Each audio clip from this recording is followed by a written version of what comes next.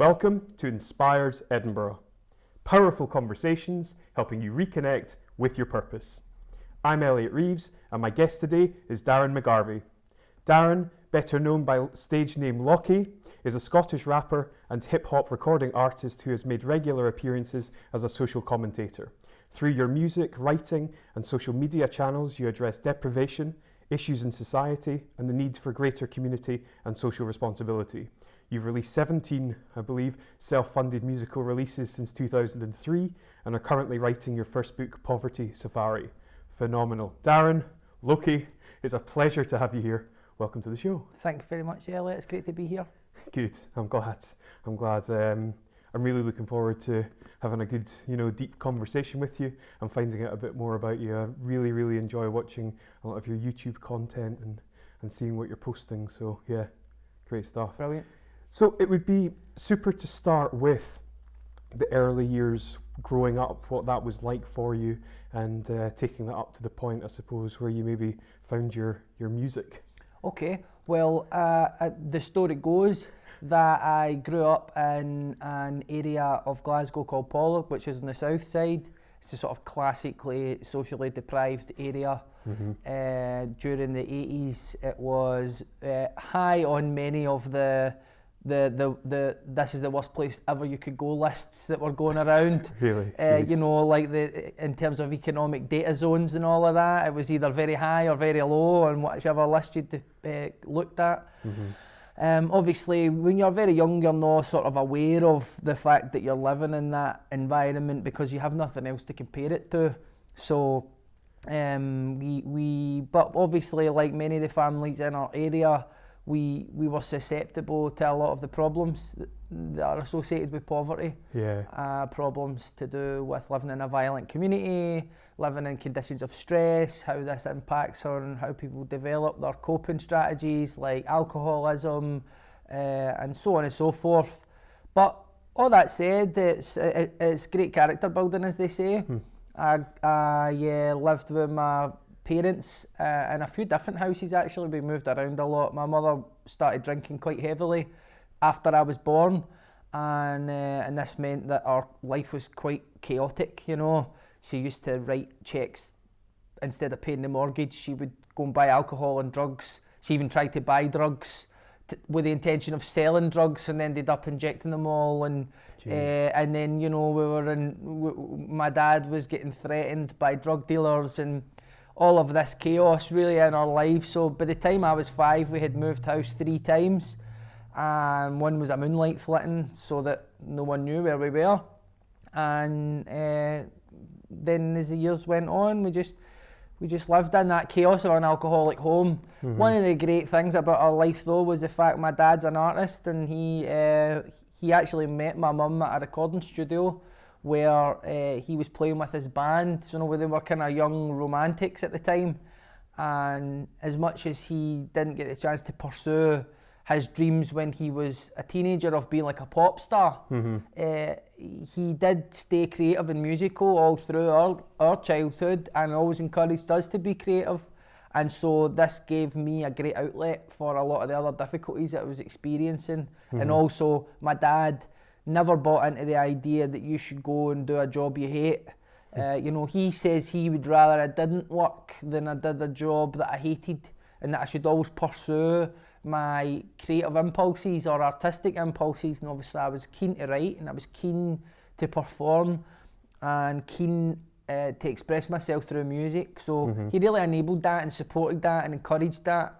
And that's been the sort of, like, for me anyway in my life, that's been a kind of form of salvation for me. Yeah. That's been the continuity of what has otherwise been quite chaotic, at least certainly the first 25 years of my life. Wow. Okay, so what was your education like, and what were your sort of career aspirations when you went through the educational system?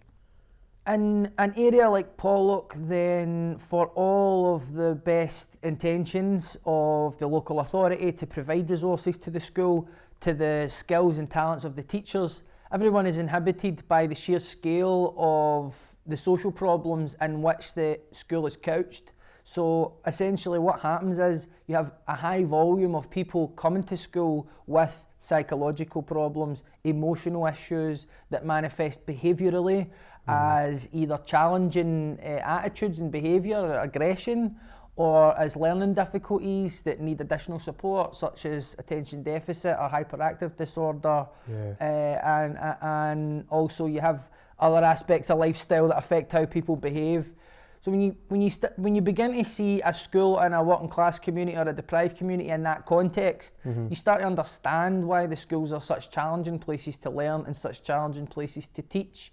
And this impacts on everyone's learning, regardless of whether you come from a troubled family, kind of like I did, or if you come from, you know, one of the more stable working class families, of which there are many, by the way, and that I always have to reiterate that.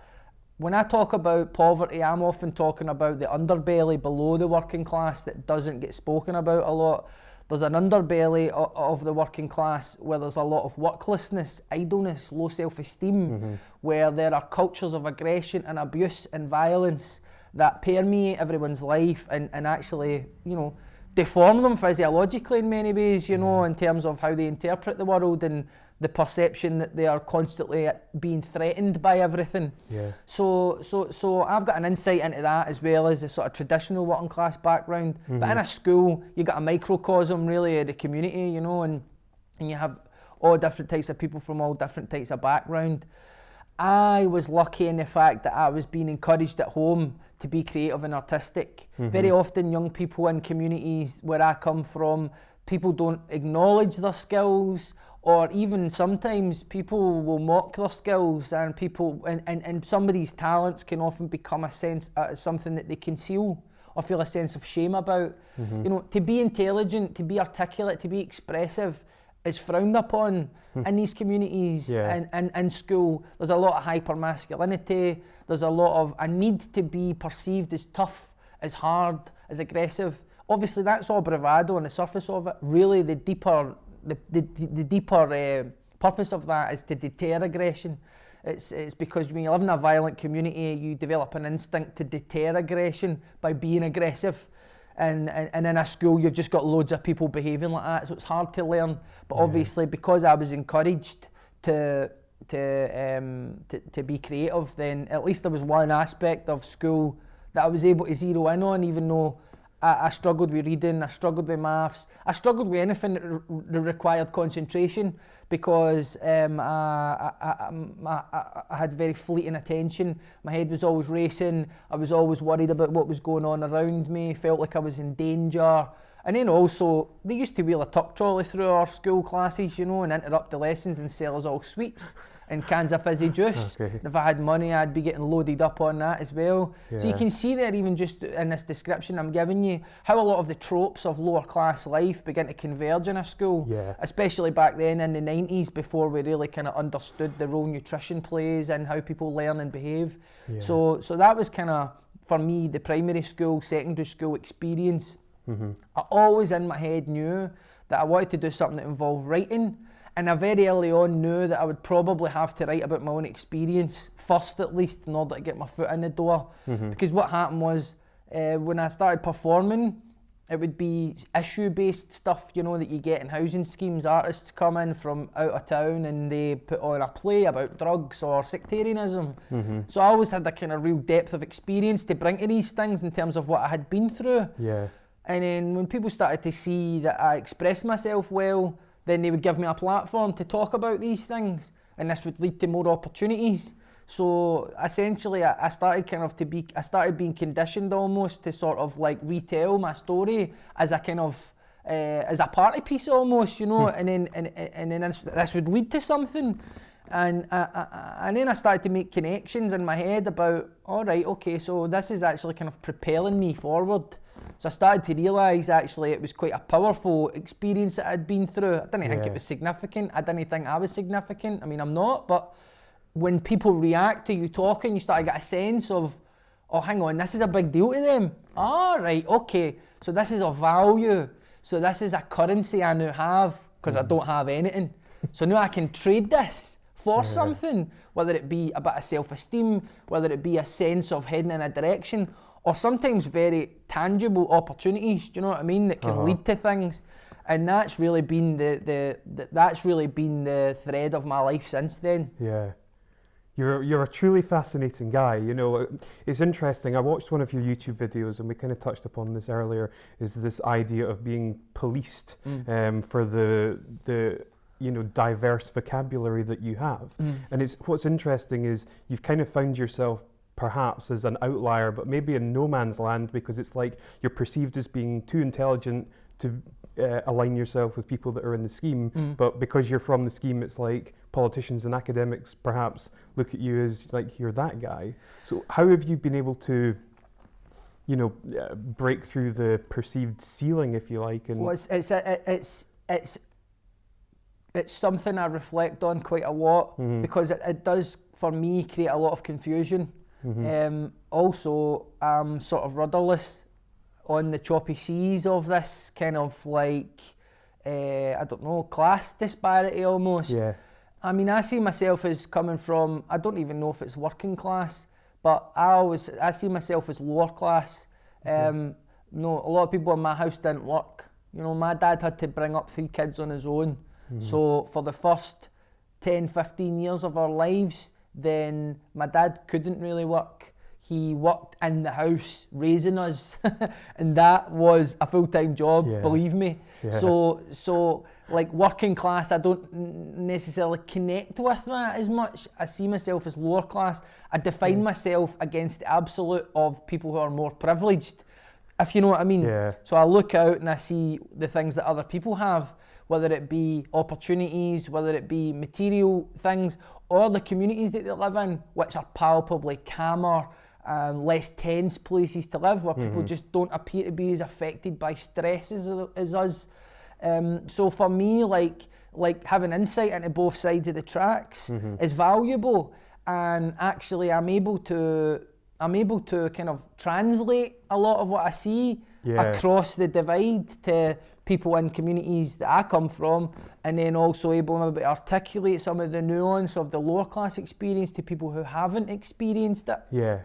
But at the same time, this brings me into different forms of conflict, because there are expectations on how you should think, how you should behave, and how you should speak. Yeah. And in a lower class community, if you express yourself with a broader vocabulary, then not only does this threaten people who don't know what you're talking about, and this can trigger aggression in them, but also then it can bring you into conflict with people, because in a lower class community, when people feel threatened, they don't just express revulsion.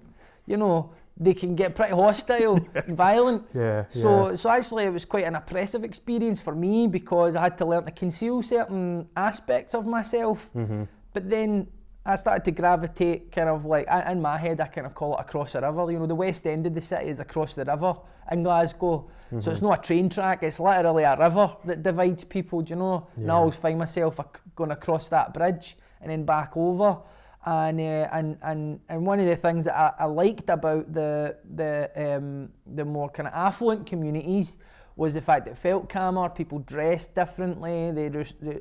People seem to be expressing their individuality through every facet available to them, whether it be fashion, whether it be how they talked, whether it be what they read. Whereas there was a very uniform way of dressing and a very uniform way of speaking in the community that I came from. And if you deviated from that, then you were inviting hostility and confrontation.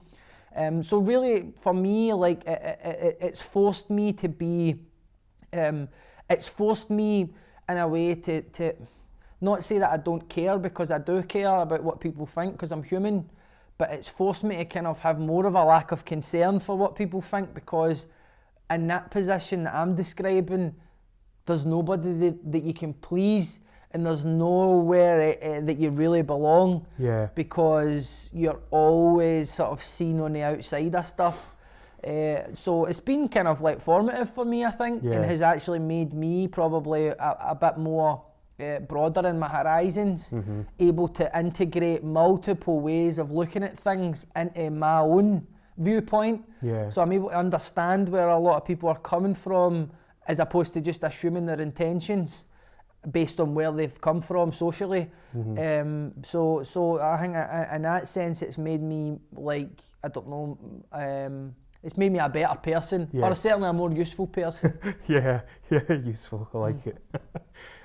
So like your lexicon, it's not something that's inherent, it's something that's learned and developed. How have you trained yourself to have this? It's interesting, I'm often asked that question, and my instinctive response since the very first time I was asked it by a BBC producer when I was in my late teens was, why shouldn't I speak like this?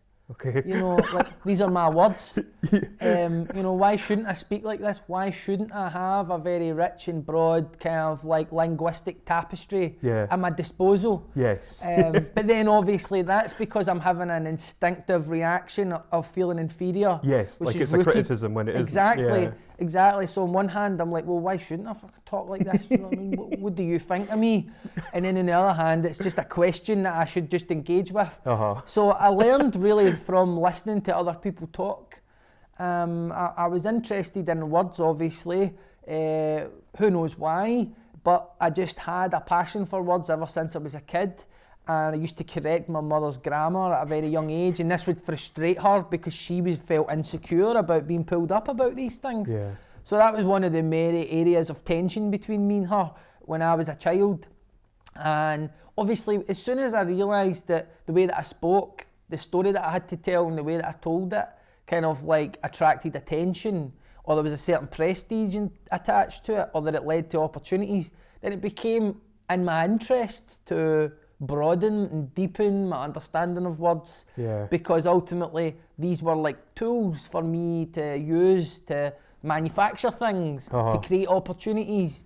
And as time went on, then I found actually that I had great difficulty reading, which is one of the kind of paradoxes for me, is this ability to talk well and have kind of access to a vocabulary that perhaps suggests that I'm more well read than I really am, and so like that's for me quite interesting. But actually it's through listening to clever people talk, or people that think they're clever talk, and learn to understand what they mean when they discuss things, and particularly debate.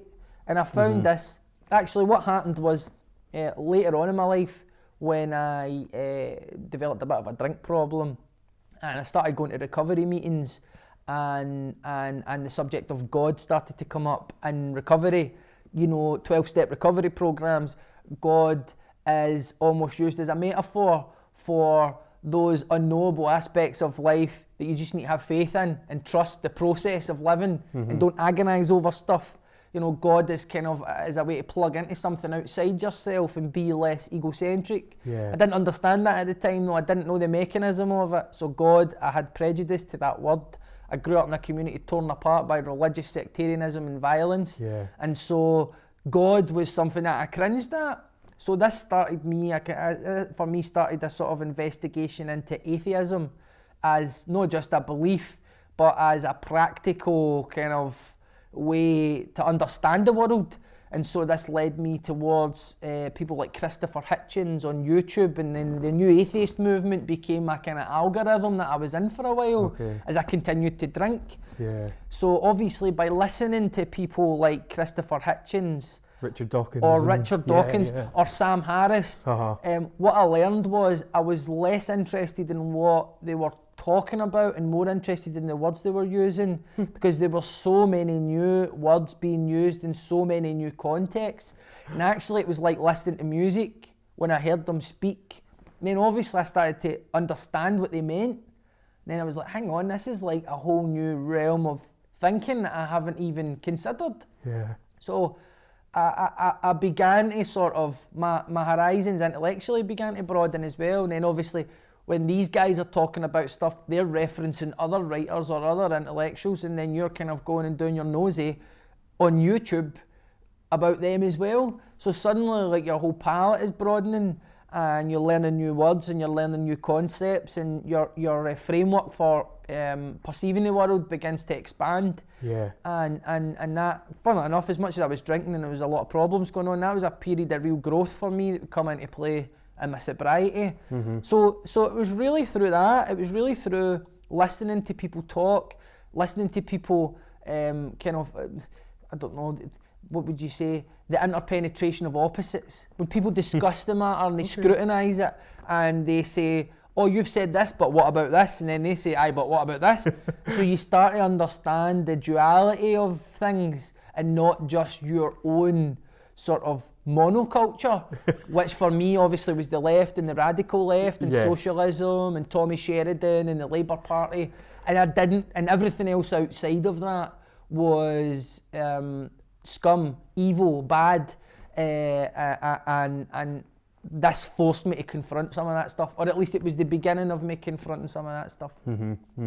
Yeah, we spoke about this before as well, the book The Righteous Mind, which talks about the way in which religion and politics does divide people, but by having this greater or higher level understanding, you can form a far better view of things. Certainly, I mean that's been a very influential book certainly for me in the last couple of years. Again, it was because of YouTube that I came across this guy, Jonathan Hyde, and he is a psychologist working in America, and he basically started out on the left. He was a liberal. He conformed to the usual tropes of that outlook that you would expect, like welfare state and no foreign interventions and don't say bad things about the poor and things like that you would expect. Don't speak ill of any of the protected groups. We can't discuss certain things because it could offend people or upset people, and all things that you can understand the reasoning for. He started off on that, but then actually as he began to sort of develop and mature, then he started to find some of these new concepts that were coming into play difficult to reconcile with his own beliefs, because he obviously seen things like free speech and as really the sort of foundation of everything else. Especially, particularly in our society, it's easy to become accustomed to free speech, and it's easy to sort of almost have no gratitude for what's at stake when you start to put restrictions on speech. And I think for him, that was reflected across the left at that time. And he really wrote this book that encapsulated that. Why is it that we find it difficult to talk to each other when we come from different parts? And what he actually found was that as much as our world is complex and it reflects our sophistication as a species in terms of technology and culture, in truth, we haven't evolved terribly much since we were forming our first tribal societies. And that the way that we perceive the world, the way that we perceive the people that we disagree with, is as much a product of our own tribal nature and our limitations as human beings that haven't evolved or have no insight into how our minds work, as it is about our own integrity. And then I started to realise actually my beliefs are a product as much of where I was born, and I've inherited them, and I'm walking around wearing them like a badge, regardless of how frayed or ugly they become. And what is the function of this? And like for me, like that just started to raise more questions, and particularly after the independence referendum, when I had a very fixed view of the world, a very fixed view that the Yes movement was a moral force and a radical force. And actually, when I looked behind the curtain of the Yes campaign, then it was a bit like the Wizard of Oz. There were lots of parts of the Yes movement for different types of people to intersect with and interface with.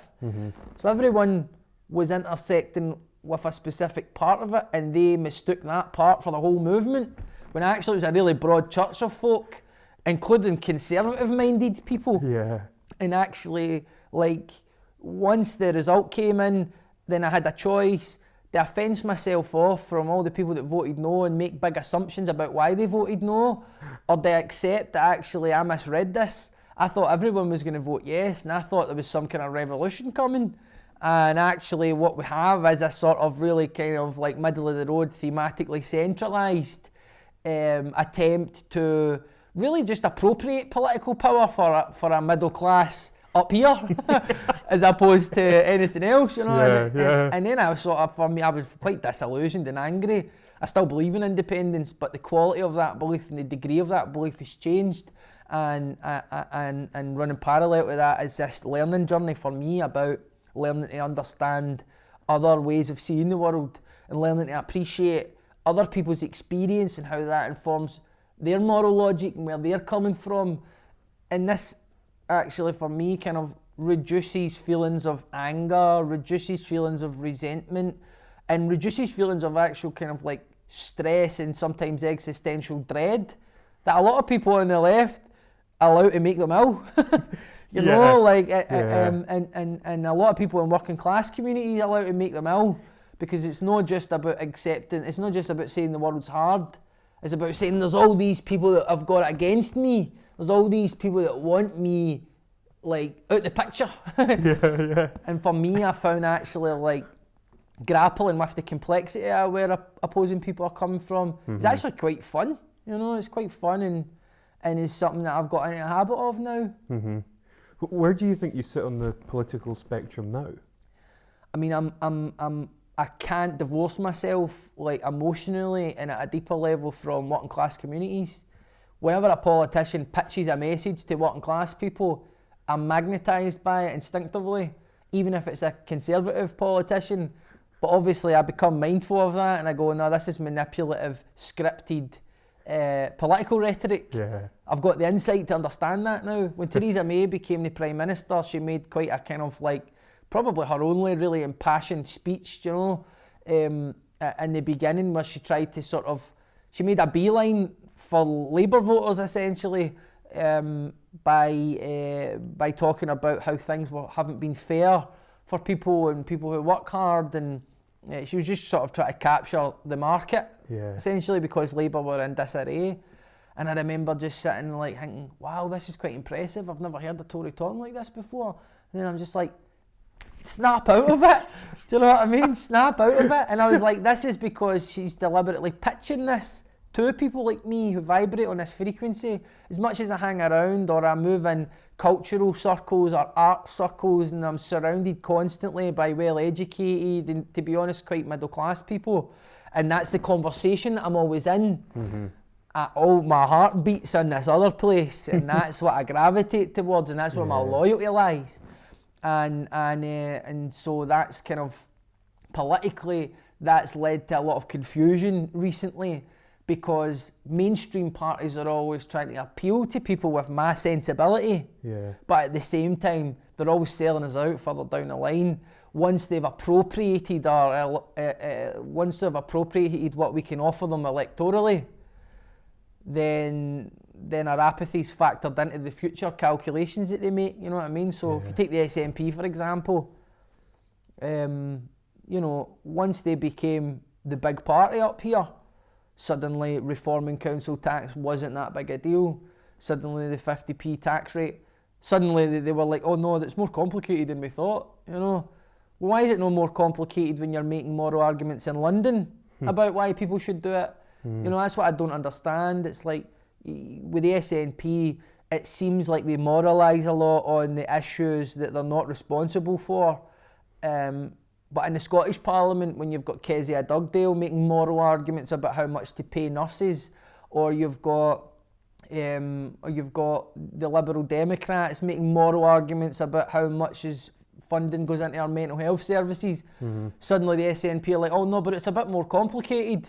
You know, it's a bit more complicated. Oh no, but here's a strong moral argument about putting more money into colleges, you know, because that's where a lot of working class kids end up going to try and upskill themselves after long periods of unemployment. Oh no, but that's more complicated.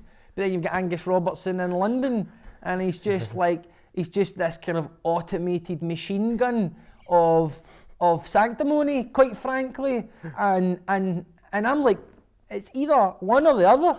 You know, like, I can very clearly see them playing to two different crowds and wearing two different hats and really kind of like having this bipolarity about them almost, where on one hand, they want everyone to appreciate the dilemmas that they've got as a government up here, but down in London, then it's very black and white, isn't it? No nuclear weapons, no foreign interventions, and suddenly everything the complexity is kind of evacuated out of everything. The reason I don't like that is because I think that's treating the electorate stupid. You know, I feel like the electorate deserves to be, I feel like there's more complexity to things, and if you want to create a new country, then you want to treat the population with a bit of respect. Yeah. And I feel like that kind of moralising, or the platitudes and the rhetoric and all of that, like, I thought the SNP were going to offer something of a higher quality. The SNP proposed creating a morally divergent society in Scotland after we were independent. It was a moral case before everybody became an armchair political strategist after that, right? That's what it was. And in order to create a morally divergent society, you need to have a morally divergent political culture that foregoes some of the awful tropes of spinning things, of being dishonest about things, and of really oversimplifying things for the population, when really, if we got into the complexity of stuff a wee bit more, then maybe we would appreciate where our politicians are coming from and the dilemmas that they have. And so, like, this kind of like, this sort of playing to one crowd up in Scotland and playing to a different crowd down in London or on TV debates, like, I don't know, for me it just seems a bit superficial. Well, I mean, coming from your background, obviously you've got insight into it, but what do you think might be a proposed solution or solutions to improving social deprivation and improving areas like, I mean, Pollock? Well, first of all, the quality of the debate around the issue of poverty is atrocious, and it's partly because of issues being oversimplified by political leaders appealing to their own tribes in ways that are specific to them. Actually, an issue like poverty would require broad consensus across not just the political realm, but the third sector, business, right across society, including obviously just the civilian population, because the issue, there's so many facets to it, that if you truly wanted to address why people are poor, why people continue to be poor, social immobility, then it would mean all of us asking ourselves really difficult questions. No politician wants to ask the electorate difficult questions like, how much tax would you be prepared to pay in the front end of solving this problem? And how much would you be prepared to honestly look at your own life and your own thinking processes as maybe being one of the constituent parts of your circumstances? On the left, this is a very, very controversial area, but in truth, this is one of the domains that need to be looked at in terms of the poverty experience. And I'll explain why. One of the big areas where inequality expresses itself is in people's emotional capacity to absorb stressful events. If you live in a poorer community, the incidents of stress are more numerous. Not only that, but if you grew up in a household where there was a lot of stressed out people, then you're predisposed to stress. So you're in a state of hypervigilance, which affects how you perceive the world, it affects your lifestyle, how you eat, how you drink, how you learn, all of these things that contribute to what you would call poverty. Now, if you live in those circumstances, it's true to say that they are in many ways being triggered by the external social environment. But it's also true to say that even if we did all bang our heads together and come up with a way to improve the social environment, we wouldn't be able to change how it's affected the people that are living now. And so that offers them nothing. What offers people who live in poverty now something is an honest admission about the fact that we within ourselves as human beings, in the right circumstances, can learn how to manage our own stress and learn how to manage our own emotions, and that this doesn't require vast sums of money. And so it's kind of two-pronged in that sense. Yes, of course, you do deal with the social conditions and how you would improve them, and how welfare plays a role in alleviating some of the more extreme circumstances that people experience. But also you have this other prong that says, running parallel to all of that is, look honestly at your life. look honestly and see what's within your own competence to address within your own life. Because I know from my own experience of being homeless, of being an alcoholic, of being a drug addict, of being someone who at one point was on disability living allowance, right?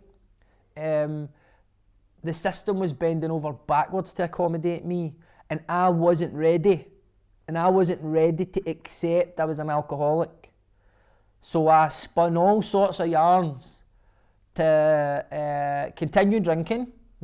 And that, for me, at the root of a lot of my problems in the end, despite the fact they might have originated in a dysfunctional family, was dishonest thinking. Was an externalization of blame for everything in my life. And while there might have been some truth in that, and certainly some catharsis in that, ultimately my life began to improve when I started taking responsibility for how I felt, for my circumstances, for the harm that I'd caused in my life, for the lies that I'd told in my life. And I certainly see a lot of people who live the way that I lived, and who would probably benefit from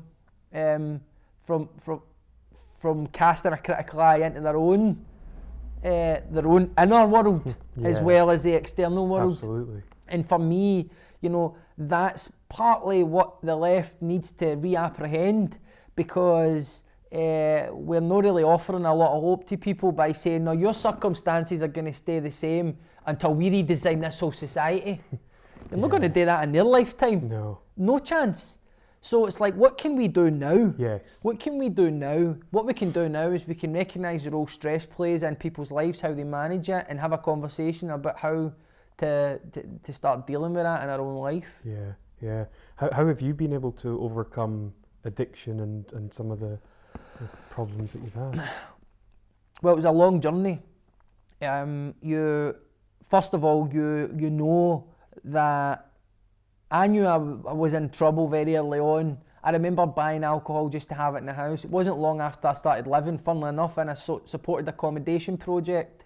So this was a public service, you know, that had been set up in order to stop me from falling to the very bottom of society.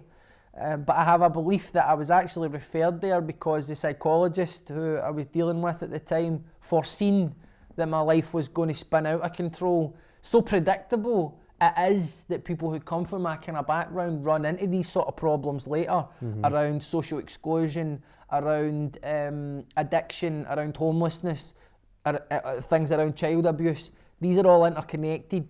So there I was, and I remember that being the first time that I bought alcohol just to have it in the house. And I remember thinking, this is odd.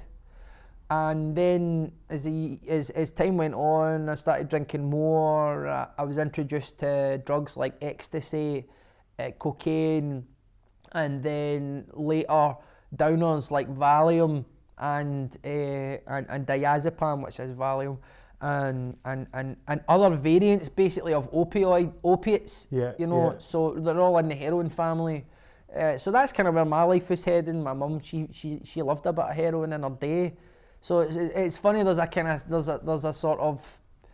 predictability about how things can turn out depending on your own upbringing, if the circumstances are right. So if people aren't socially mobile, they're in the same circumstances as their messed up parents were. So they develop the same way as their messed up parents. Before I knew it, I was an alcoholic and a drug addict.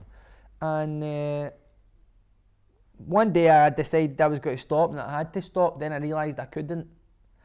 And this was when I realised I was powerless over drugs and alcohol. And not only that I was powerless over them, but I couldn't think honestly about them. So I began to go on a recovery program. I had a sponsor. I did all of that. I relapsed all the time. There was bits about it that I couldn't accept. I couldn't accept that I couldn't accept that I could no longer blame anyone else for why I drank. I couldn't accept, didn't seem fair. All the things I've been through. My mum pulled a knife on me and said she was going to kill me. Like, how can you say that it's my fault that I drink? And I was resistant to all of it, as a lot of addicts are and a lot of alcoholics are. To be fair, a lot of non-alcoholics would be too, but they can get away with it because they're not alcoholics. For me, then every relapse meant returning to more serious drinking, which meant more serious incidents of chaos in my life. At one point, I just couldn't go out anywhere without a violent incident happening. If I wasn't involved in it, I was at the centre of some aggression that created violence for other people. Because I was just kind of unhinged in that way. I was confrontational, I was arrogant, I was braggadocio. I was basically constructing a very unlikable personality in order to, because I was so worried about people not liking me. You know, that I was going to all these lengths to be liked, and actually I was just creating so much friction in my community, whether it be the music community or wherever I went, really.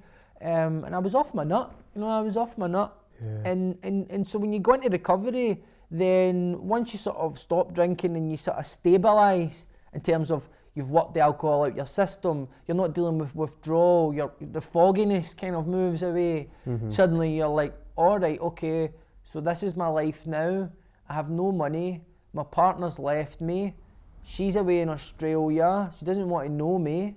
I have no job. And actually everything that I thought was going on in my life wasn't, and I was just in a drunken delusion. So at that moment you got a choice, really. You can go and lift a drink and go back into the delusion, or you can start to learn how to reimagine a way to live that means you don't need to rely on alcohol to cope with stress. Yeah.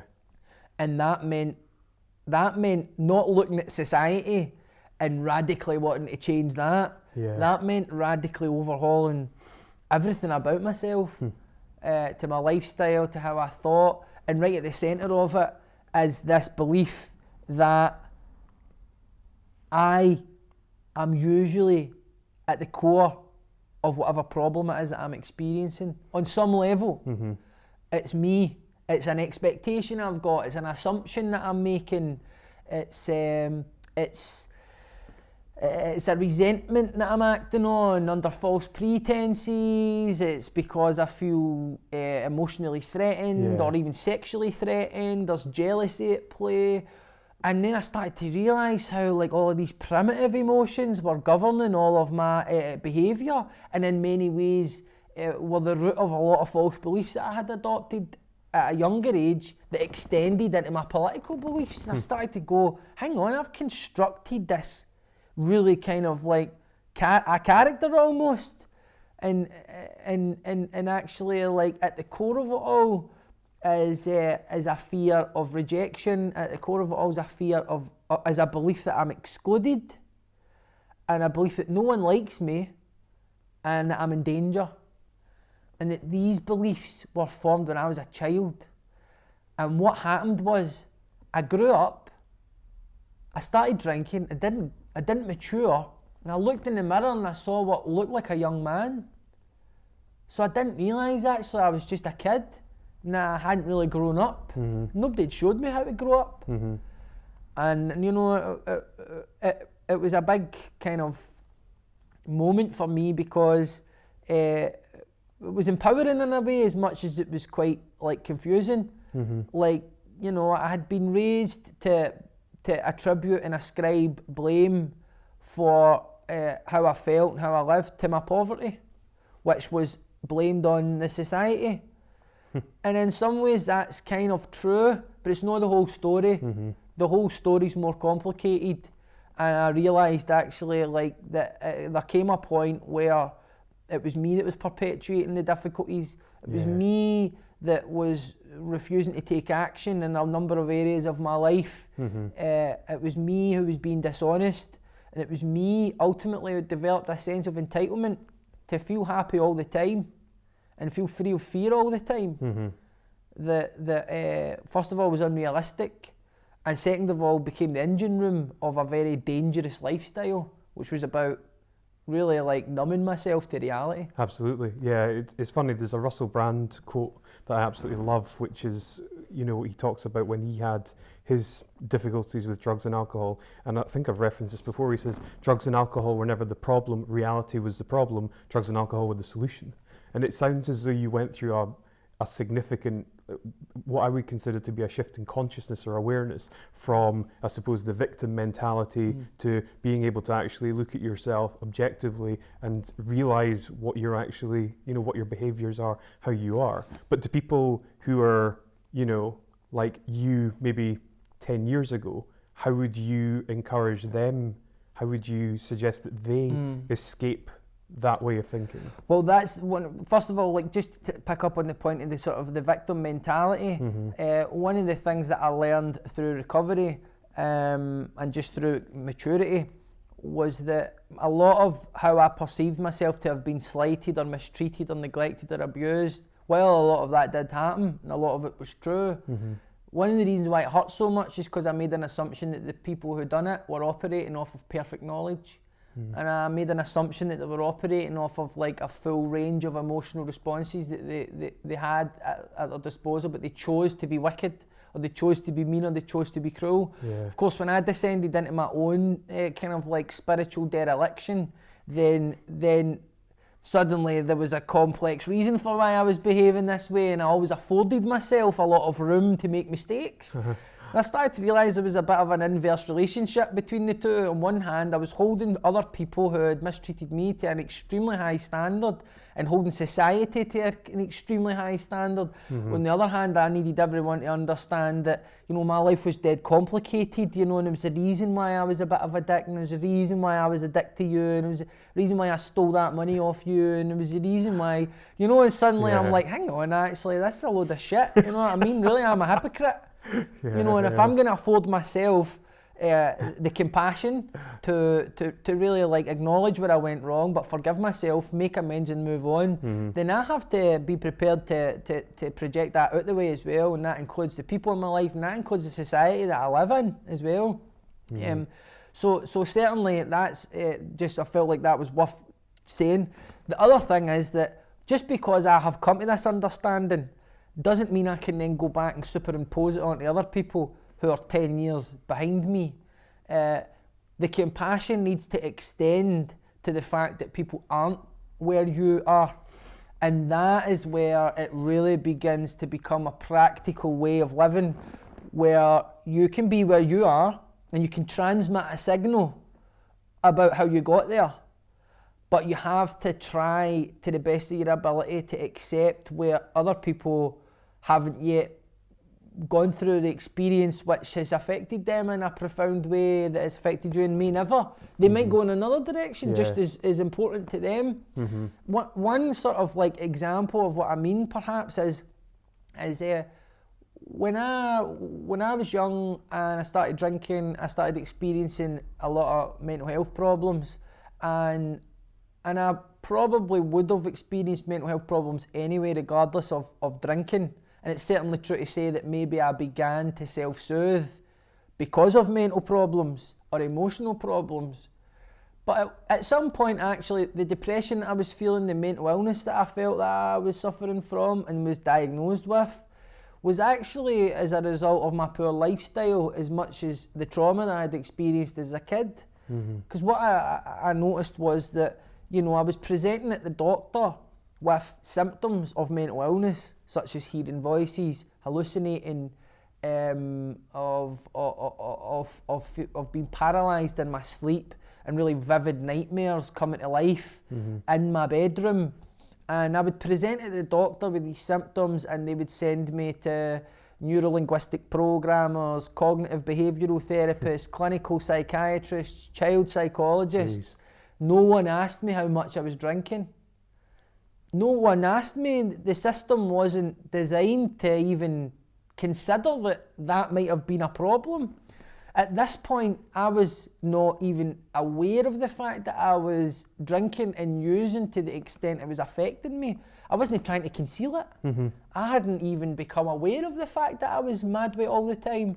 I just thought I was young and I was living it up, and I thought if I feel hangover or I'm out my nut, it's because I've got mental health problems. When actually it was the reverse. So vast resources were deployed in order to get to the bottom of why I felt low in energy, low in mood, depressed, reclusive, unless I was out my nut. Why I was hallucinating, why I didn't eat a lot, And actually, these were all symptoms of alcoholism. These were all things that happen when you drink too much. And actually, this kind of weird blind spot in the system, and this weird blind spot in me, allowed me to sort of create a fantasy that I was a helpless, mentally ill person, and that I was just going to keep drinking until we all got to the bottom of what was wrong with me. And actually, it prolonged my drinking for years, and actually like deepened my delusion and added more layers of false beliefs about why I drank, how much of a role drink was playing, and so it created a big diversion for me. Now I've walked away from antidepressants. I've walked away from a diagnosis of a personality disorder. I've walked away from all of these things. But it would be really unfair of me to then walk into a doctor's surgery where someone's going to get their mental health problems dealt with and say, aye, well, you drink too much. You know, you don't need these antidepressants. You've no thought about your drinking. Like, that's not a responsible way to behave, and that's not a fair way to behave. As much as I know in myself that was the truth for me, it was a journey. And often, in order for people to really recover, they have to have exhausted all the other options available to them and realise the only option left is to look in the mirror and take responsibility. Yeah, absolutely. Absolutely. Jeez, your answers are phenomenal, you know. I'm glad you think so, because in my head I'm like, you're talking shit. You're talking shit. No, genuinely, it's you know, you're an unbelievably fascinating person. It's great to listen to you talk. You should tell my girlfriend sometimes, Yeah. man. She seems a bit bored of me. This is maybe something that you've been asked quite a lot. I suspect it probably is, but in terms of the creative process in, you know, whether it's making music or writing, you know, how do you come up with stuff? Where do you come up with your content? Well, it's changed over the years. When I was younger, I used to write a lot of things in one sitting, you know. Yeah, really. So, I mean, I don't know if that was just a kind of part of the sort of youthful energy, or if I was really a lot more impulsive. But I used to be able to just sit and write a verse and have a concept and just go for it and do it dead quickly to quite a high standard. But as the years have gone on, then the ideas I'm trying to express are more complex. I've got more perspectives. While I usually write from a first person perspective and talk from a first person perspective, at the same time, there's a lot of other things informing that. And so in order to reflect that in my music, then that takes a lot more time. So for me, it's very much about being in a certain mindset where I begin to observe things around me that have a deeper meaning, you know what I mean? And it could be stupid things. It could be just like, obviously it could be like almost kind of unrelated observations. I collect the ideas and then a theme kind of emerges from them, you know. So what was happening? There was something on the bus earlier on. Can't even remember what it was. And I just bring out the phone and just open up the app to write on the thing, you know, and write down what it is. Yeah. Coffee, that's what it was, right? So like, because I don't drink anymore, then a lot of the metaphors I find in life are non-drink related, you know what I mean? And I started coming up with this idea of flirting with baristas, right? So, which happens on occasion, right? Because they're flirty, because it gets them through their day and the tips are good, or else sometimes maybe they are just genuinely flirting with you, right? So either way, like there's a lot to unpack in these little seemingly inconsequential interactions, such as when you go into the shop and you're going to your regular coffee place, but you've been to another coffee place and you've forgotten to discard the cup from the place that you've went before you come to your regular place. Yeah. And suddenly, like, you're so loyal to this coffee place that you go to every day, you're like, you feel almost like you've betrayed them, and you kind of want to underplay the fact that you've been somewhere else for coffee. Right, so there's that aspect, and then obviously, like, once you order your coffee, they'll ask you, do you want to sit in or do you want to take it away? And I find that is kind of putting me on the spot because I'm not ready to make that kind of commitment. You know what I mean? So I'm like, I want to get a takeaway cup, but I also want to sit in case I decide to do a runner. And suddenly, obviously, then you go, actually, there's a lot of interesting stuff here about buying a coffee and a relationship dynamic, you know what I mean? And then you get that noted and you're like, and that could become a song or something, an observation about, I don't know, sex or coffee or gender relations or something. And it might come to nothing, you know, but just like I get into a mindset where like I'm really receptive to everything that's going on and I can see deeper things at play. One of the difficulties though is when everything's in that early stage, whether it's a piece you're writing, whether it's music, it's very hard to express what's going on to anyone else because you're not sure what's going on yourself.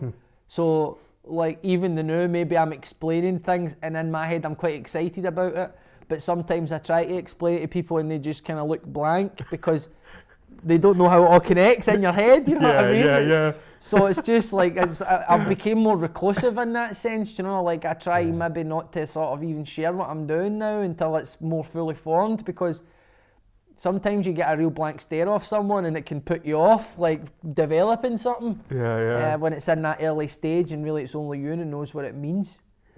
So that's my process just now.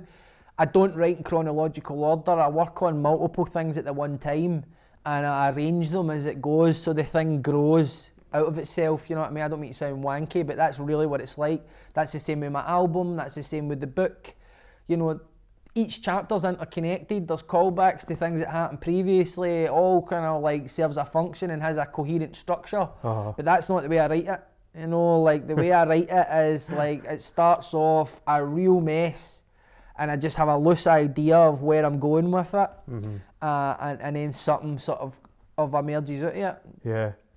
It's a lot of work though, doing it like that, because it's multiple drafts of multiple things simultaneously can lead to a feeling of being overwhelmed. Really just kind of drowning in the words almost. But it just seems to be the way that I work just now, so you just need to go with it.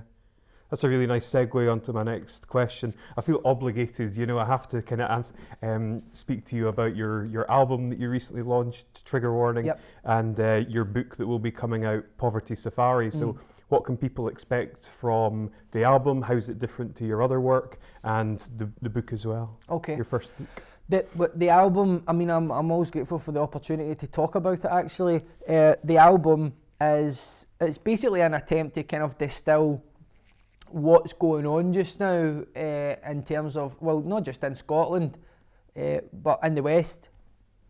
You know, the issues around nationality, globalisation, identity, masculinity, all of these themes that we hear about that are normally discussed in separate partitioned conversations that have certain types of people. And what I was trying to do was create an album that condensed these things down the same way as a book would or a play would. So it's trying to take the idea of a concept album to another level of complexity, where on one hand you can just listen to the album and, you know, there's a bunch of banging tracks and you can kind of nod along and find a lot of pleasure just engaging on that surface level.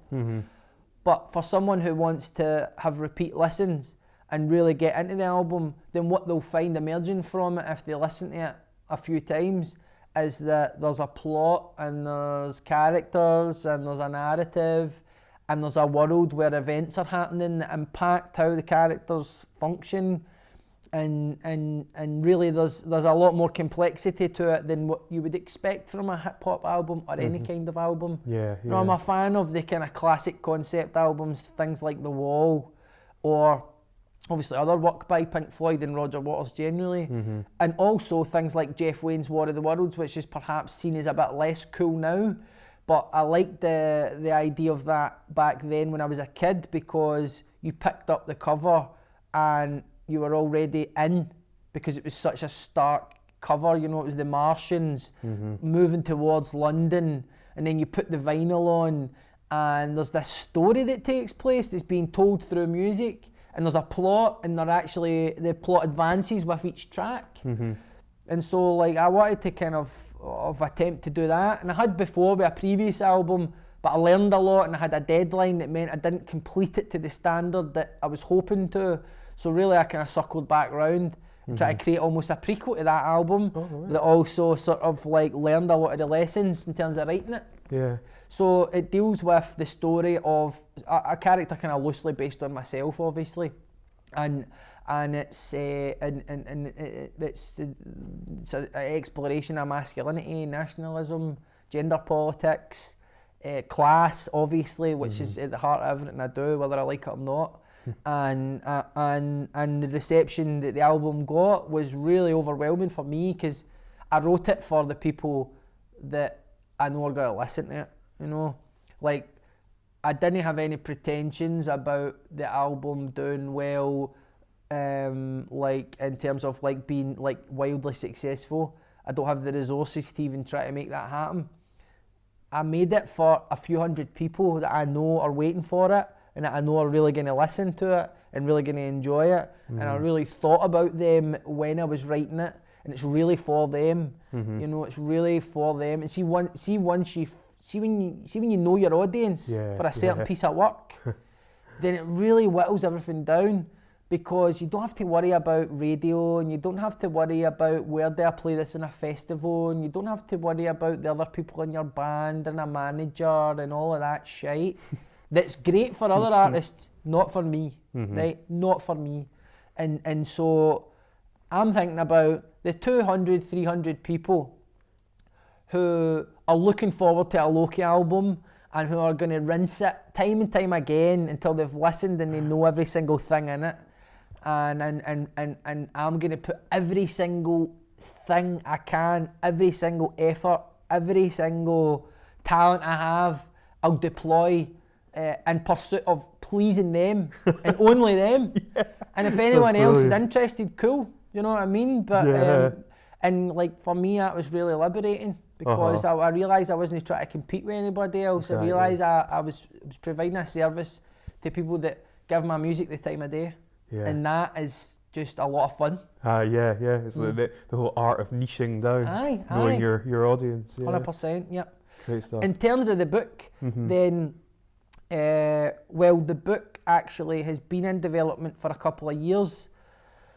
I had spoken to another publisher, I'd met with another publisher actually a couple of times, and then it just sort of went dead. And I just assumed either they weren't interested, or maybe a couple of people up at the office just they're not on board with the Loki stuff. A lot of these issues that my album's about, they play out in real life, in my real life, you know what I mean, in terms of the constitutional stuff, the sort of stuff, the sort of, I don't know, where class and gender kind of intersect. A lot of these things. And then because I've got a social media presence, a lot of people draw conclusions about your true nature based on the content that you create. So sometimes people just take a real dislike to you, do you know what I mean? And sometimes I'm dislikable. Either way, Freight weren't interested in responding to my emails after a while, which is fair enough. I know that they're very busy. So my confidence was quite crushed after that, because it took me a lot to even get in the mind frame when I could do a book. And then a few people suggested another publisher, and that was when I started speaking to Louth Press in Edinburgh. Right. And they just got the idea straight away. To be fair though, the idea was more fully formed in my head. When the opportunity with Freight came up, then really I didn't have a solid idea of what the book had to be, but I knew I had to go and meet with them anyway. So I can't be like, oh, wait till I come up with the idea. First publisher I've ever spoke to. You're really just kind of running along, you know, cap in hand, like, please give me an opportunity. I don't even believe in myself. Please don't crush my confidence. You know, and then but I was a lot more prepared the second time round. And so then I began the process of working on the book, and I was advised to go for kind of public funding in order to like create the space and the time to really give it the effort that it needs. But that wasn't something I was interested in. I come from a community where we're very sceptical of public bodies, public funding bodies, culture, arts generally, and see it as a bit of a gravy train sometimes. Sometimes that's not fair, sometimes that's wrong, but sometimes it's not wrong. And so I never feel entitled to public funds. I never feel that I'm entitled to ask Creative Scotland for money to write a book. One, because I don't have an assumption that it has any wider public good other than to provide me something to do and maybe a possible career opportunity at the end of it. And second, I'm in a position where I can do the book without money if I need to. And I feel like public funding should be there for people who don't have those opportunities. So it's this weird inversion where people more privileged than me will go to Creative Scotland to get their books funded because they feel entitled to it. And I come from a community where we don't have anything and we wouldn't access those channels. And it's just weird. So I just said I was going to do a crowdfund, which is a bit of a gamble, but it's basically me going to my audience and saying, I've given you a lot of free content through the years and a lot of people keep on telling me to write a book. So I'm wondering if you'll back me to do this. And I'll try and deliver the best possible book that I can come up with. And obviously, the gamble paid off because the crowdfund went really well, and then that gave me 6 to 8 months to work on the book. Yeah. And really, like, it was a big relief. I'm sure the publisher at first, when I said I was going to do a crowdfund, probably thought, "You're off your nut, you're off your nut." Like, but actually, see, when it actually started to it became successful, I was like, man, the publisher will probably be quite chuffed now, because there was a big buzz about it as well, and I had done pretty much the first wave of promotion where everyone knew the book was coming, or at least the people that I'm trying to reach. Yes. And a lot of folk in media, there's a lot of artists and folk in media that follow what I do who are quite successful and have big followers. And even though I don't have that necessarily, it's you have an awareness of who's watching and how you can shape what you're doing so that it might go through their channels to a bigger audience. Yeah, definitely. You raised, off the top of my head, it was like £12,783 and some odd pence. And I believe that some of the funding, about 5k if it came from J.K. Rowling. Aye, that's controversially. Right. Aye, How was that? I found that out through Wings Over Scotland, who had publicised it on his Twitter page. I woke up one morning, every day I was getting up and I was looking, when you do a crowdfund, there's a kind of bar, there's a gauge almost, for each bit of funding you get, it goes up a wee bit. And every morning you get up and you look at it and you're like, some days you're up and some days you're down, and you're like, because I mean, if you did a crowdfund like that and it didn't work, it would be hard not to be crushed by it, and obviously in a public sphere it would be quite humiliating. It certainly would for me, and because I know I can be quite egotistical and vain in that way, and I would see it as an endorsement or a condemnation depending on how it went. So obviously it was a big risk because I knew that it would be difficult emotionally. So when it started to show that it was working, then it was quite exciting. But obviously that donation from someone like that launches it into a different stratosphere, because not only does everyone then have an opinion on it, so everyone's talking about it, so you meet your funding target a week and a half before the deadline, but also everyone has a strong opinion on it, and then suddenly you're like, so this is quite stressful. I had obviously, up until that point, had been expressing a lot of criticism of the SNP, had been expressing, had been talking honestly about my experience of the Yes movement, and as an artist, or an artist with pretensions of being an artist, then I feel like it's my duty to reflect honestly on this stuff. And what I found was that while I had assumed that's what the Yes movement was for, and that was how we were going to be divergent from everything else that came before, actually there was no appetite for it, and I got pushed out. and I had no access to channels. I was writing for Bella Caledonia and being hounded off of forums, or sometimes actually, like, depending on who I was writing for, I started to get the feeling that my pieces were being deployed as clickbait because they created so many interactions and debate. And sometimes I would publish a piece and 3 people would write responses to it, and it would create this it would create this tiny wee bit of excitement in an obscure corner of the internet in Scotland. And ultimately, this was actually like what was, this was what was, or I began to think that was why people were asking me to write for them, and not necessarily because they had thought I had anything of value to say, which obviously is not true. But I started thinking, hang on, every time I publish a piece, then I've got to deal with responses that the publisher's publishing as well. And it's like, is my editor not supposed to protect me in some way from this stuff? Do you know what I mean? Like, not from criticism, but almost like it was turning I was writing and I felt like my column was turning into like a Street Fighter tournament or something. And I didn't like it, you know? So what the crowdfund really offered me was the opportunity to rise above that, you know?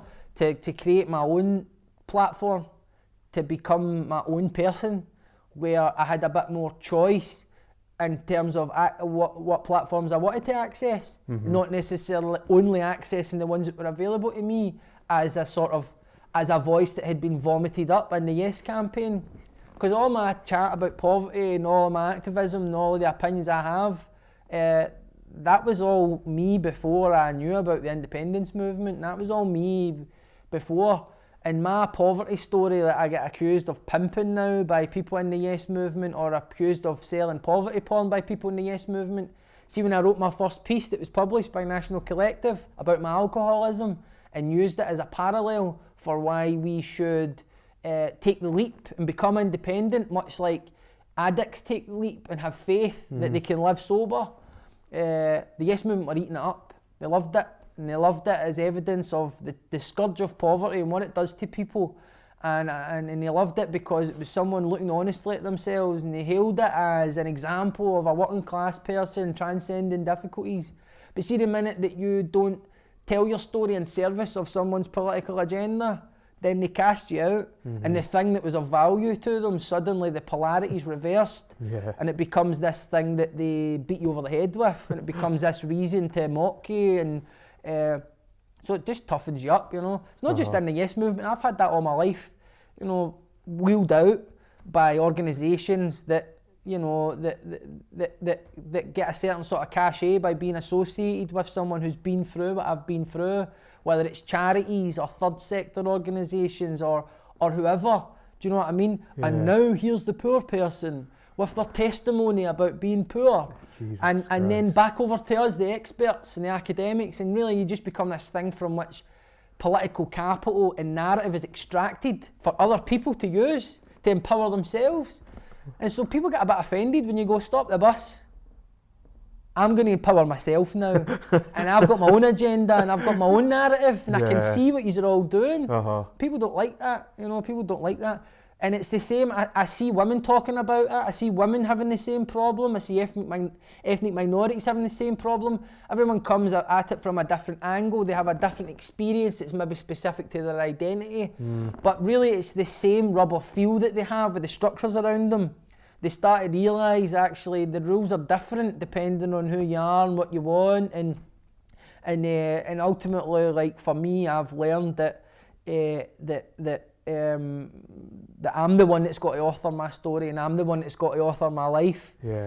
Otherwise I'm going to feel excluded, misrepresented. So that's the journey that I'm on, and there's a lot of people that are supportive of that, and there's a lot of people that for their own reasons are critical of it, and that's fair enough. I welcome that. Yeah, absolutely. Well, it's hugely empowering what you're doing, and kudos to you. I think it's fantastic. Thanks, man. I mean, it's don't get me wrong, like sometimes maybe I like anyone, and I need to be clear that I'm only saying this about myself because I believe other people are experiencing it. It's not because I think my experience is significant, you know. And this is something I think, like, it can maybe for some people it would come across self-important for me to talk about my experience as if who gives a fuck about it? But I genuinely believe most people at a deeper level are similar to each other. They're motivated by the same things. Yeah. They're frightened of the same things. And in the sort of public sphere where you've got a lot of rotating cast and pantheon of people telling you how to live and people telling you how to think, there's not a lot of people saying, this is what's going on under the boot of my car. I'm frightened. I'm worried about the future. I resent things. I resent people. I come from a certain background and this has given me a kind of narrow view of life. No working class, obviously, just any background sort of puts your perception filters on. Yeah. So I don't say the things, obviously, because I think that there's any great insight or significance. It's just because that's the sort of thing I enjoy listening to other people talk about. Yeah. Honesty. Yes. Truth about Absolutely. what's going on for them and not just always political platitudes and pretensions about the way things should be. Yes. Yeah. Because what you are is real. You're authentic and you're congruent. You're not in a world like the majority of people who are going through it with like 7 layers of masks. Aye. Or playing the part of somebody that they feel as though they have to be because everyone's looking at them. That's one of the reasons why I find the art's so frustrating just now, especially in the indie movement, because I thought that we were going to be the ones that created the radical art. And then when I started publishing artistic responses to the question of independence, actually it was the Yes movement where I felt the most resistance and the most fear about how it would reflect on the campaign. And I was like, hang on a minute, one of my big motivations for voting yes is because, well, first of all, self-interest as an artist, the hope of being a bigger fish in a smaller pond, not being seen as regional, right? Yeah. And then on the other hand, it was like, obviously, if we're the Yes movement and we're a counterculture to this culture, where only a certain type of artist ascends and a certain type of art is publicised, then that means anything goes here, isn't it? Because we're the radical culture. When I realised actually that wasn't the case, then I started to push back quite heavily against that because, you know, like my convictions about, and this isn't a pretension, my convictions about the freedom to express anything that you feel is appropriate as an artist is really, really strong and persistent at the expense a lot of the time of other considerations to a fault. And as much as like back then when the Yes movement was kind of kicking about, someone like me really like didn't matter to anyone. A voice like mine was just like, you know, it was just part of like people moaning, or it was those mad lefties, they don't get it, we need to be pragmatic. But actually there's a real appetite now within the artists communities for what I'm talking about, and there's other artists that feel the same. And actually like there'll be a kind of pushback against a lot of things in the Yes movement from artists once people start to wake up to the fact that a lot of us didn't realise that our art and our creativity was being appropriated for a political party, and that's never where you want to be. And that's no. I don't say that I don't say that the SNP orchestrated that deliberately, and I don't say that the Yes movement. I don't say that the Yes movement orchestrated that deliberately. I say we all got caught up in this idea of ourselves, a moral force, and didn't realise how closely aligned we became with what is ultimately the most powerful political party in our country. And there's nothing countercultural about that, and there's nothing radical about that. Yeah. Gee, okay. I mean, we've covered a huge amount, but I could honestly go on and just ask you questions all day. It's great to hear your views on stuff, but I've got really pressing questions, and obviously the show being about encouraging people to align themselves with something greater than themselves, a purpose. I'd really love to hear, you know, from your perspective, what do you feel is your purpose? Wow. Well, I mean, now my purpose is to be a father. Yeah. My son was born. My son was born in 2016, March 2016, and this has recalibrated all of my thinking and beliefs and refocused my mind. So you have a child and you immediately have something else other than yourself at the centre of your life. For someone like me who can be quite susceptible to self-concern and be a bit preoccupied with my problems and what's going on with me, then having a child is one of the best things that can happen, because it really it's a very, very palpable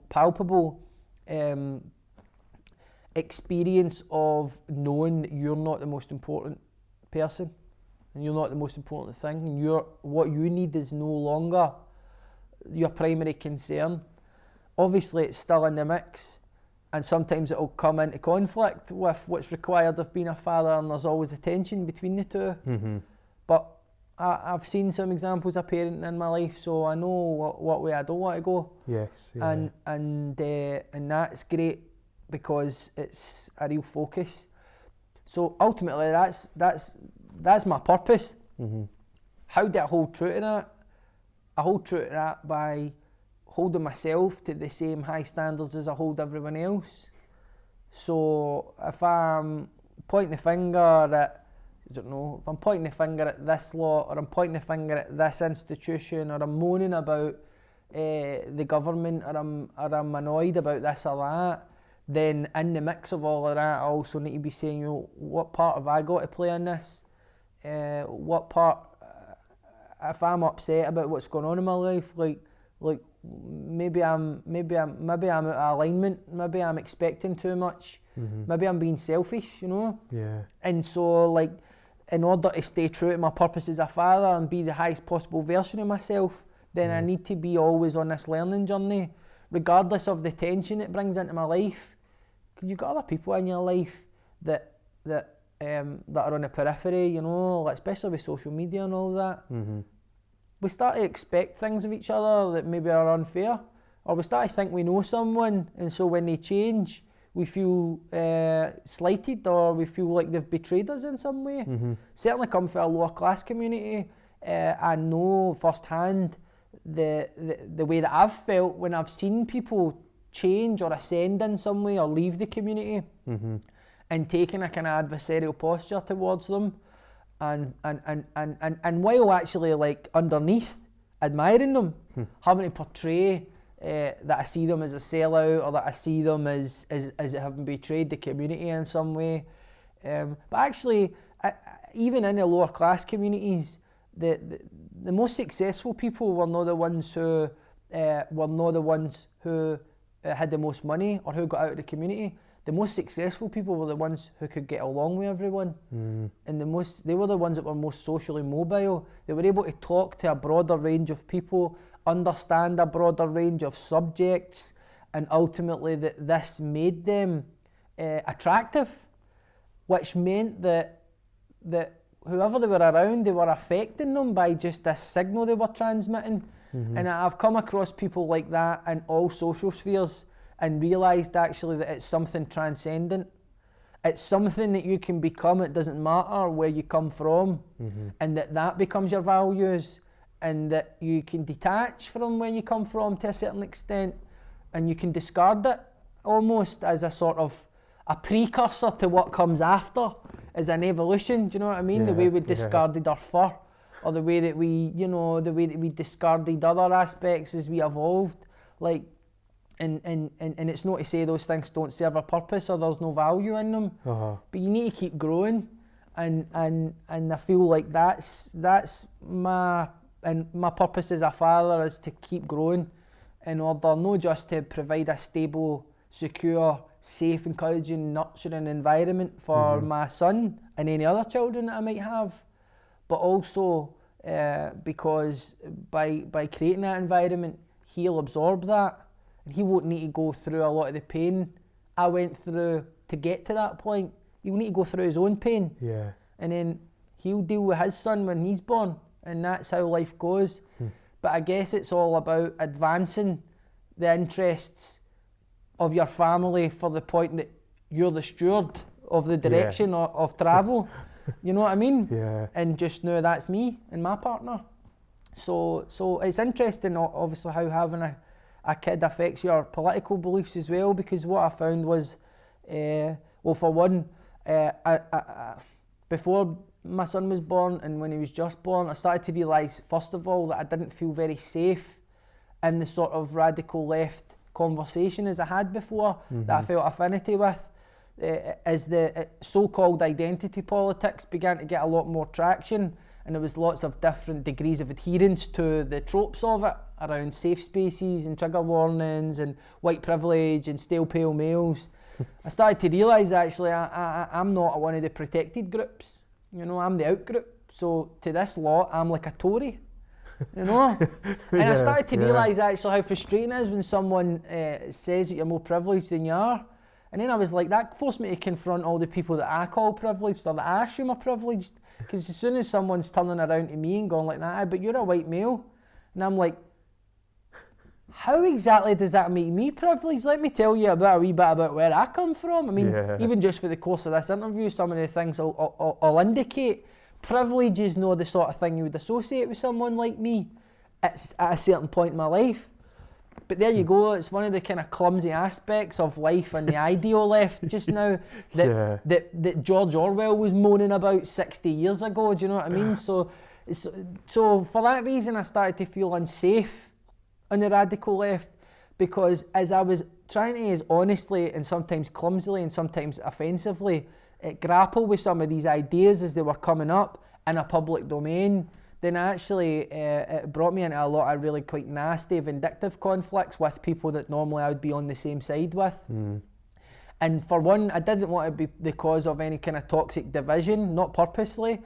And two, I didn't want to be coming to like the wrong conclusions about people just because I disagree with them, or worse, just because they think I'm a bad person. Does that mean I need to think they're a bad person? So for example, like a blog came after me, 1,000 Flowers they're called, and they're a great blog, and they've done a lot of really important investigative journalism around issues that affect people in the LGBT community, around issues that affect ethnic minorities. Basically just a really like effective, well-intentioned resource for holding people to account. And I did a video about domestic abuse, and part of the promotional campaign I wrote a column that reflected on some of the issues around it, and in the column there was a sentence. It was something like, you know, there may be issues in the relationship that a woman has to take responsibility for. And obviously this was in a wider context of an article. It was exploring the dysfunction in relationships that might be a precursor to violence. And so I perhaps hadn't been clear enough to make a distinction between a domestic violence scenario, a gender-based violence scenario, and the dysfunctional relationship before the violence starts. And what happened was this sentence was retweeted on social media by someone I would normally consider an ally, and it was reframed as me blaming victims of domestic violence.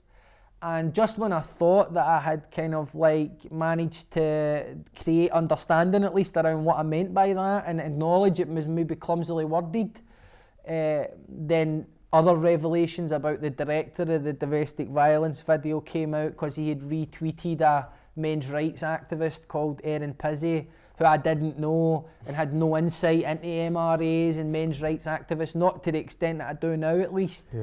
But I didn't realise actually I had been caught between two extremes in this conversation about identity politics and masculinity, and because it was such a difficult period for all of us that were involved in the conflict, it's hard to know what's the right thing to do. And after that I realised actually I don't know if I can exist over here, because not a lot of people come to your defence. You're getting a lot of messages privately from people saying this is unfair what's happening to you, and I know what you meant, what you said, and I don't see how it's that bad. But ultimately, you know, some people were speculating that my partner and son weren't safe and that I was a dangerous person. And because I was reacting with such exasperation on social media, this was then being reframed as aggression. So it was just like, I was just caught in this web of people on social media where it was just third parties that were just on a pile-on. And the thing is, if I'm honest, I've taken part in that before against other people. Suddenly I realise I don't want to be a part of that culture at all. And I'm going to find a constructive way to show that it's no use to anyone. And this means acknowledging why a lot of the feminists that came after me, and I understand the seriousness of the issue, and I understand the seriousness of when we misunderstand what drives domestic abuse, or when we subtly make excuses for domestic abusers. Like, I understand that. I just hadn't been clear enough that I understood that, and I had clumsily worded something, and this created the potential for a massive rupture in my life and the life of my family. And suddenly I was like, this aspect of the left that I had been talking about in theory as I was exploring identity politics was suddenly happening. And there we were. So for that, I know it's a really long answer there, but for that reason I kind of like realised actually I'm not safe in this conversation anymore, and that I need to move away from the radical left in some form. My heart's there, and I'll always do what I can to lend voice, to use my platform to amplify some of that stuff that's going on. But I'm not safe in that conversation. You know, everything in my life is at risk in that conversation, because the impact that it had when those people in that blog, which I still read, by the way, and I have a lot of respect for the people associated with it. I don't hate anyone, and I don't think they're dangerous. It's up to them what they think of me. But people were trying to ruin my life. People were trying to ruin my career. They were trying to attach certain toxic ideas to who I was, because they genuinely believed that I had to be shut down because I was presenting a direct danger to women by the ideas that I was talking about. And I was just like, wow, this is really intense, you know. So that it was actually the radical left itself that's created this exodus of people who are like, do you know what, actually, man, that's a bit too intense for me. I'm not into that. So good on them. I've realised actually maybe I'm a wee bit older than some of the folk that are doing that, and that it's a trope of youth culture as well as of politics, and that they've every right to be as intense as they want, but I'm out. So politically that narrows a lot of my options.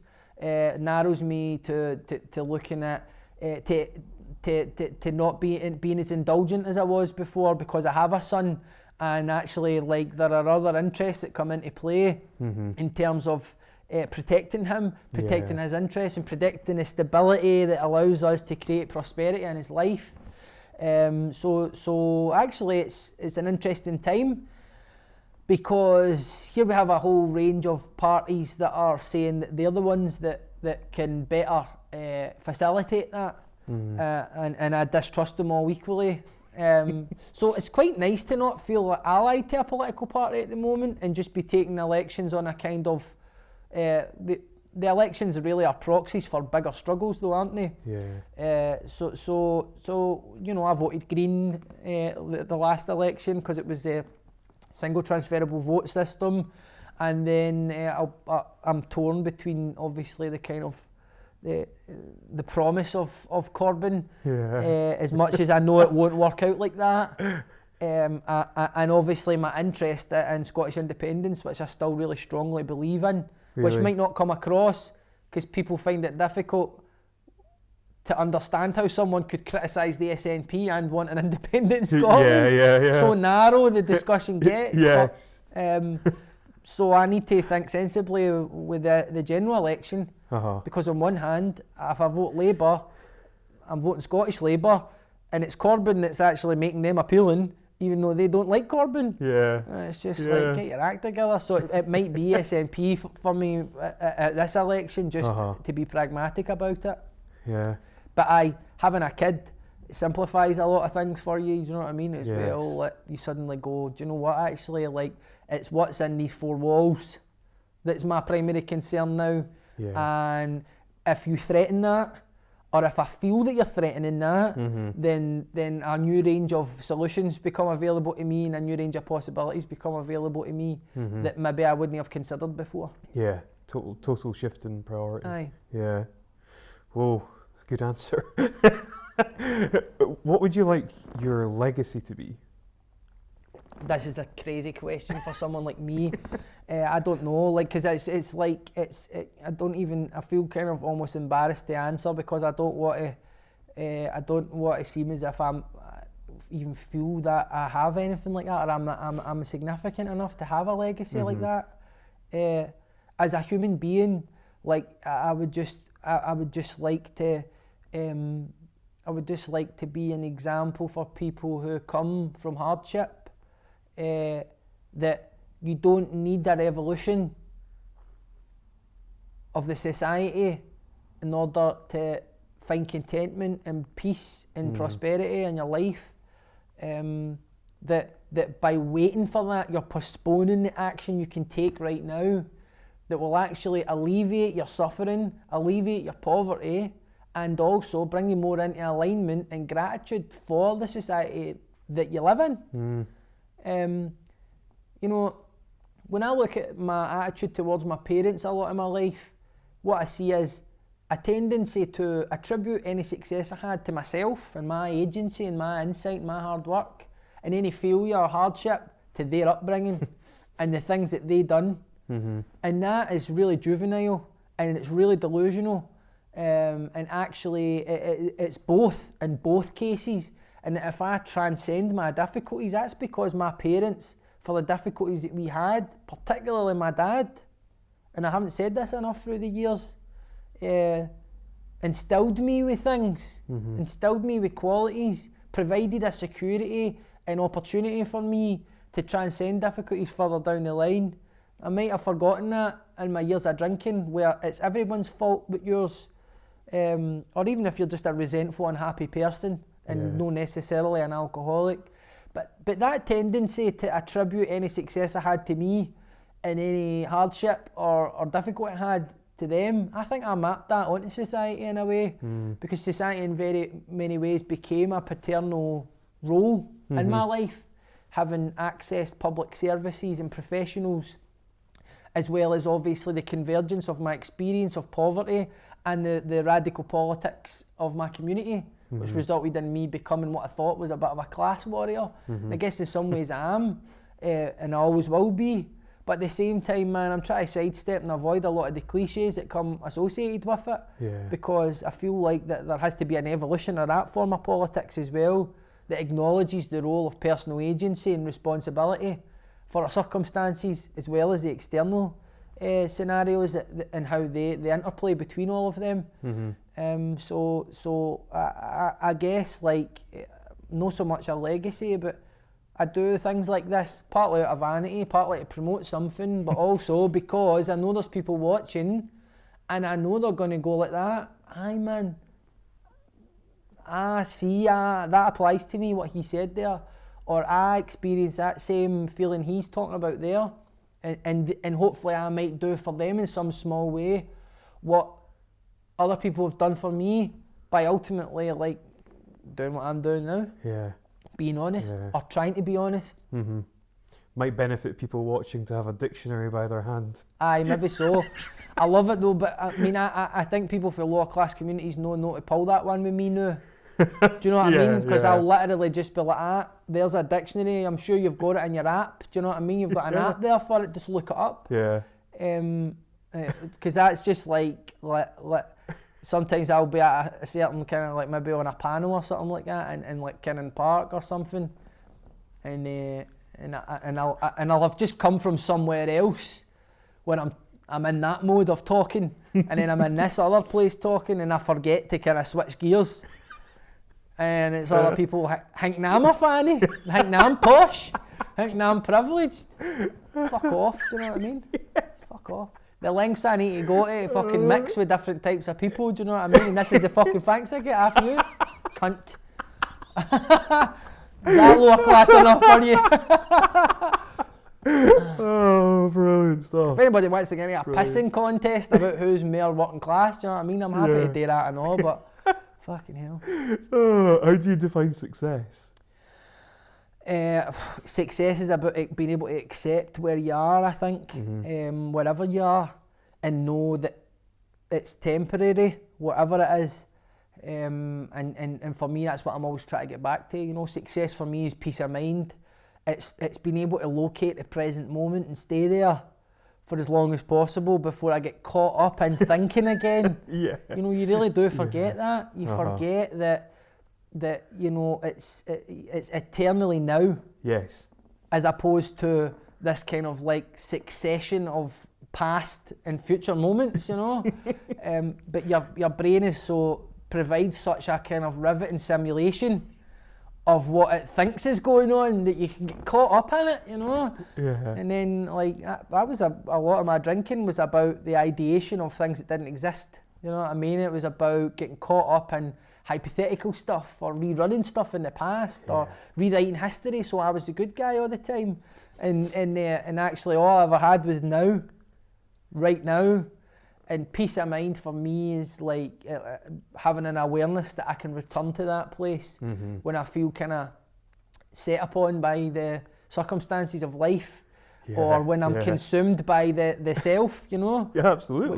Which is in many ways for me anyway the biggest enemy out there. Yeah, but it's so easy to become immersed or enmeshed in like what you perceive to be reality when it's just Right, definitely. And it's a whole other I mean, just quickly, it's an interesting realm of investigation for anyone out there. Yeah. One of the big problems that we have just now is the fact that we have social media as a mechanism by which we can express our political opinions and we can curate an agreeable version of reality for ourselves. And this actually socially inhibits our ability to understand other people's points of view, because we can actually just close them out.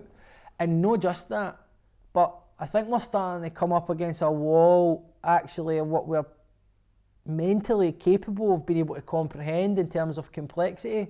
The internet and social media presents the whole world happening at once, every single day, 24 hours of it.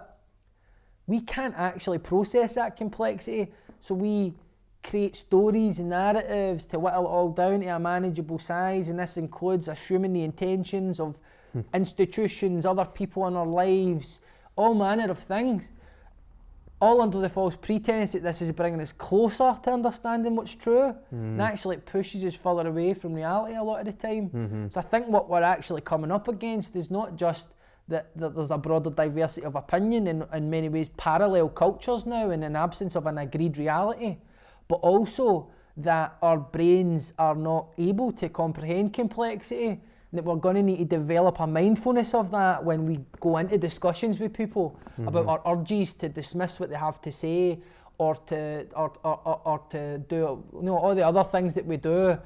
People spend as much time clarifying what they meant and recoiling from charges as they do actually talking about anything, you know, because it's always just everything's being misunderstood all the time. So I feel like that's a kind of an important frontier for us in our individual lives to really sort of consider when we think about why things seem so incomprehensibly difficult. Great answer. If you had the opportunity to speak to the 20-year-old you, what would you say? Don't worry. Don't worry. When I was 20, I was living in supported accommodation. I was... in many ways, I was really kind of like, I was a real fantasist, you know, just a fantasist. I mean, I still am now. I cringe at some of the things that I thought back then.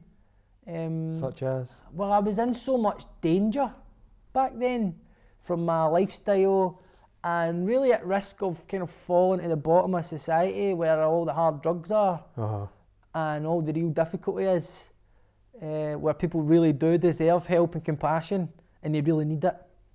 And but at the time, man, I was just like loving life, and I was like, and I just thought I was the bee's knees, man, in the hip hop community, and really in many ways sort of created a very like I guess it's a sophisticated kind of delusion about where I was going in life, what was happening in my life, in order to really cope with what was the truth of my life, which was I was in grief, I was homeless, I was detached from my family, I was detached from reality, I was living in a public service, I was on benefits, but you know, I managed and I coped, but at the same time, you know, when I was hungover, when I was rough, and the sort of fragile contours of my life are exposed, then I was terrified, and I was really terrified about, I thought I was going to die young, I thought everyone hated me, I thought I was in danger, I thought I wasn't going to make anything in my life, and all false beliefs, you know, all false beliefs in many ways that I started to sort of manifest because of the sheer single-mindedness of thinking about them all the time. They started to sort of come true in a way. So if I could talk to my 20-year-old self, I would just say, you know, don't worry, like, it's going to be okay, and it often is, and it has been, and continues to be okay. Yeah. If you could change anything in the world, what would it be and why? Wow, good question. If I could change anything in the world. See, there would have been a time where I would have superimposed something onto something that I thought would have been better for it. You know what I mean? Like, Yeah. I would make this institution do this, or I would make these people like this, or I would take away this. And actually, like, you know, I realise is what you think is good for someone isn't always good for them. If you impose something on someone, even if you think it's good, they might not understand why you're doing it, and they might feel oppressed by what it is you're doing. I mean, if I could change one thing, I don't know what it would be, but it would have to be my own tendency to behave absurdly. Do you know what I mean? Like because anything else is me imposing something on someone else. Do you know what I mean? Like, anything else is me imposing something on somebody else, or based on my assumption, based on what I want. So inner world rather than outer world. Aye. Like I'm starting to understand that that's where a lot of this change needs to come. Obviously, I mean, if I could just like totally like insulate my son from harm, that would be what I would do. Yeah. You know, if I could like extend his life, or if I could make sure that he was going to be safe, or he was guaranteed at least immunity from some sort of difficulty, then that's where I would focus it. But I mean, I don't really. I mean, a part of me wants to say something, you know, to come across like Gandhi or something like that. And I would take away poverty, or I would, do you know what I mean? But it would be being dishonest. It would be being dishonest. Like I feel like I think it was a speech I had watched. Actually, it was Sam Harris, and it was a speech he did called "Death in the Present Moment." And in the speech, he's really trying to lend context to the inequality in the world, not in terms of our lifespan, but in the broader span of human civilization. And he says, you know, there's so much inequity in the world, and it's very hard to reconcile. You know, how you got someone who's earning a few pence an hour making an iPod, and then you get the iPod and you're going to squander a lot of time on it, and you're really like impressed with the device. And is there any way to make sense of that disparity? Gee. and he you know what essentially he's done is he's zooming out of the problem and looking at it in a broader context. And what he's saying is, you know, we've made a lot of advances. It's difficult to climb down from the trees and stand up straight and build what he called a viable global society. And he says this is a project, and it's difficult. And you know, that for me kind of like encapsulates maybe where I'm heading in terms of my perception of what's really going on in the world. Too much of a tendency in the past to attribute heroes and villains, and to blame this circumstance on this privilege. And while obviously there's a lot of interplay between the two, and we should always hold the powerful and privileged to account, including ourselves, at the same time, I'm coming more into the realm of having good faith, and ultimately the intentions of all actors in society, or at least that people are operating off the best knowledge that they've got, and that a lot of the inequities in society are because we're so culturally distant from one another, that, you know, our interests are so different from other people's because of these gulfs in our experience. So not only are the the things that sort of impact our beliefs and impact how we develop, so vastly different. But speaking across these chasms and these divides is also really difficult because of all the assumptions that we make about other people and all of the bad faith and all of the anger. And I find for me that works because it reduces a lot of the negative feelings that make me not very pleasant and not very happy. Bloody corporations or bloody Tories or, it's not to absolve the inequality, and it's not to absolve society of having to address the injustices of the world, but it's to recognise that in the grand scheme of things we've made a lot of progress as a civilization, as a species, and that we always have to zoom out sometimes and look at what we've created. Yes. While the inequality is deepening and widening, the standard of life for people at the bottom has come up for everyone. Definitely. And continues to come up. Yeah. And so you can be angry at the system and you can rally against it and you can demand change and you can force concessions and you can even revolt. But that'll always only be temporary unless there's a gratitude running parallel to it and an understanding of the complexity of it and an attempt to at least have good faith.